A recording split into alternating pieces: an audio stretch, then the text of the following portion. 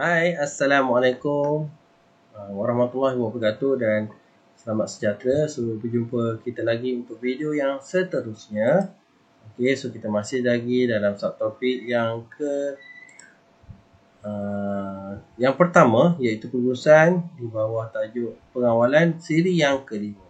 Okey, so apa yang kita akan lihat pada hari ini ialah berkaitan dengan alat-alat kawalan. Okey, so calon seharusnya dapat menggunakan alat-alat kawalan termasuklah analisis titik pulang modal, bajet, cartagan dan analisis teknik penilaian, menilai dan menyemak program ataupun PERT dan juga cara laluan genting iaitu CPM. Okey, so ini 1, 2, 3, 4 alat kawalan. Okey, so kalau perhatikan 4 alat kawalan ni dia sama je dengan alat perancangan. Okey, so alat yang sama kita gunakan untuk kawalan.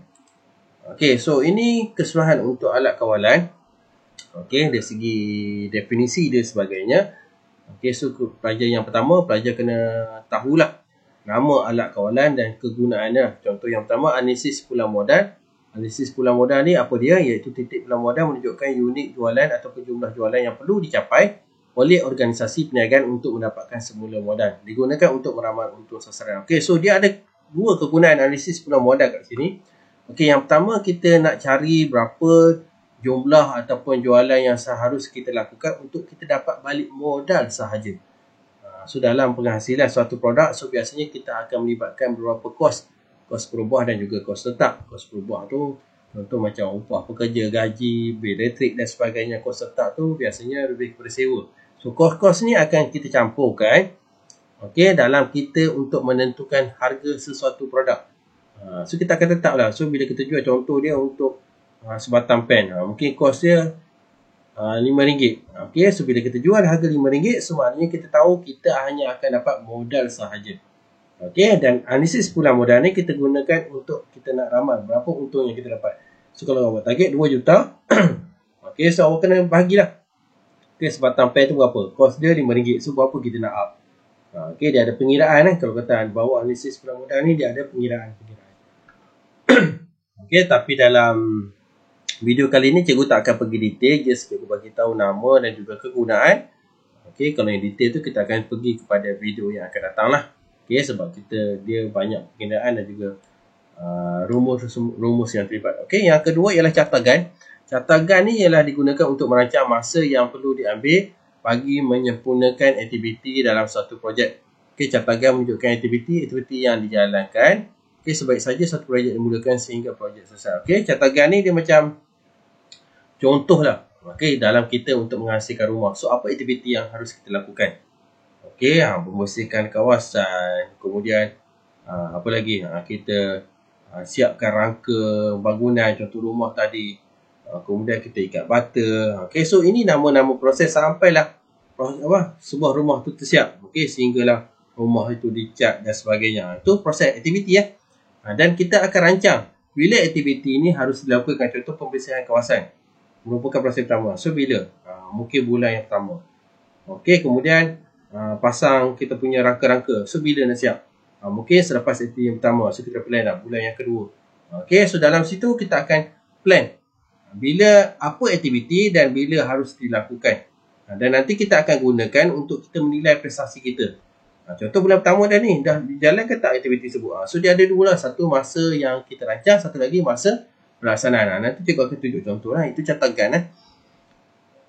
Okey, ataupun contoh lain cikgu bagi macam kerja khusus lah. Kita nak siapkan satu kerja khusus, dia ada lah. Yang pertama kena buat kata apa yang mula-mula mungkin kita nak buat pendahuluan. Okey, kemudian kita pergi kaedah kajian. Kemudian kita pergi dapatan kajian. Okey, so bila perkara ini harus kita lakukan minggu pertama, minggu kedua, minggu ketiga dan sebagainya. So itu kita senaraikan aktiviti dan bila yang kita nak mula. Kemudian kita plan balik tengok okey apa yang bila yang kita dah start dah. Okey. Yang ketiga ialah bajet atau belanjawan. Okey, ataupun teknik yang digunakan oleh perniagaan untuk merancang pengaliran wang tunai perniagaan pada masa hadapan. Okey, bajet digunakan untuk merancang aliran tunai masuk dan aliran tunai keluar perniagaan berdasarkan aktiviti yang akan dijalankan pada masa hadapan. Okey, bajet atau belanjawan. Ini pun dalam semester yang pertama awak dah jumpa dah. Dalam part keuangan dia ada belanjawan tunai. Okey, ataupun bajet. So benda yang sama. So maknanya dalam kita plan, contoh kita nak buat suatu projek ataupun pertandingan dan sebagainya. So antara perkara yang kita masukkan ialah anggaran perbelanjaan. So dalam anggaran perbelanjaan tu kita akan listkan apa bahagian pendapatan duit yang masuk dan juga bahagian duit yang keluar. So itu digunakan untuk kita kawal. So maknanya kalau kita dah senaraikan contohnya RM5 untuk makanan setiap peserta. So kita kena keluarkan RM5 sajalah. Kalau kita keluarkan RM6 kita dah tahu dah mungkin dia akan jadi problem. Duit tak mencukupi dan sebagainya. Itu sebagai alat kawalan bajet. Yang ketiga. Yang keempat ialah kaedah laluan ganti ataupun CPM.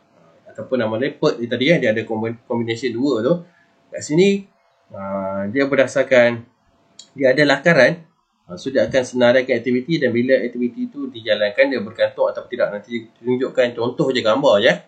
Okey, ini APM, analisis peluang modal. Contoh rumus-rumus yang digunakan untuk kita mengira. Okey, dia bagilah rumus kos, rumus hasil dan sebagainya. Ni pelajar-pelajar kena hafal ni, tak diberikan dalam soalan. Okey, so kat sini dekat tadi. Bila jumlah hasil tu, okey, jumlah hasil bersama dengan jumlah kos tu, kita hanya dapat TPM ni ialah titik pulang modal sahaja. Okey, detail dia nanti cikgu tunjukkan dalam video yang akan datang lah. Okey, ini catakan contoh dia. Contoh yang biru ni ialah masa kita rancang. Yang gold ni, ataupun yang kuning gold ni, ialah masa pelaksanaan. So, ini contoh beberapa projek yang telah dirancang. Dalam kata membuat contoh mengenal pasti projek, pemilihan projek, mengumpul data, penetapan objektif, okey, cadangan penyelesaian sampailah penyeragaman. So, dia dah plan dah. Okey, aktiviti yang pertama bulan Jan. Okey, aktiviti yang kedua mungkin minggu yang kedua sampai minggu yang kedua bulan Februari. Dia dah plan dah. Ini yang warna kuning gold ni, ni waktu yang kita dah buat laksanakan. Kalau tengok kat sini, so kita jalankan ikut pada masa yang dirancang. Okey, ada projek yang berjaya kita siapkan awal, ada yang projek yang kita siapkan ikut pada garis waktu yang diberikan. So maknanya ini bagus lah. Maknanya tim yang menjalankan kerja ni, so dia menepati standard yang telah kita tetapkan lah. Okey, ini contoh bajet tunai. So dia ada anggaran penerimaan, okey, dan juga pembayaran. So kita akan tengoklah apa lebihan dan kekurangan. Yang ni CPM ataupun PERT. Okey, contoh kat sini dia bagi dalam jadual. Dia ada aktiviti A sampai J. Okey, ini ada aktiviti pendahulu atau tidak. Okey, yang bergantung tidak. Contoh aktiviti A dia tak ada aktiviti pendahulu. So dia boleh jalan je. B pun dia tak ada aktiviti pendahulu ataupun dia bergantung pada aktiviti lain.